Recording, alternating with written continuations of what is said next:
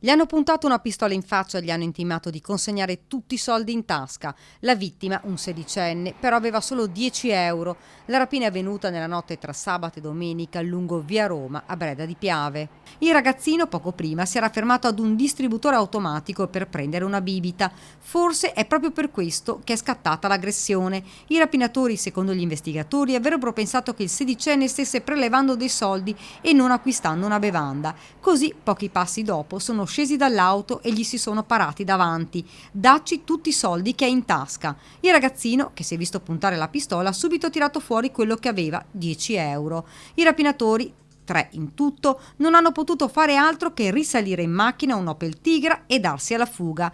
Ma la vittima non si è fatta prendere dal panico ed è riuscita a vedere la targa. Poi ha chiamato il 112. Sul posto una macchina dei carabinieri. Ci hanno messo davvero poco gli uomini dell'arma a risalire al proprietario dell'auto e ai suoi due complici. Si tratta di 3 diciannovenni tutti di Maserada. I militari hanno atteso che il guidatore riaccompagnasse uno dei complici a casa e poi hanno fatto scattare le manette. I due, che si trovavano ancora in auto alla vista dei carabinieri, hanno tentato la fuga ma sono stati bloccati ed arrestati poco dopo. All'interno della macchina, sotto il sedile militare, hanno trovato la pistola risultata poi ad aria compressa, di quelle in libera vendita. I 3 sono stati portati in carcere a Treviso. Si tratta di giovani con famiglie normalissime, senza lavoro o con lavori saltuari. Dovranno rispondere di rapina aggravata.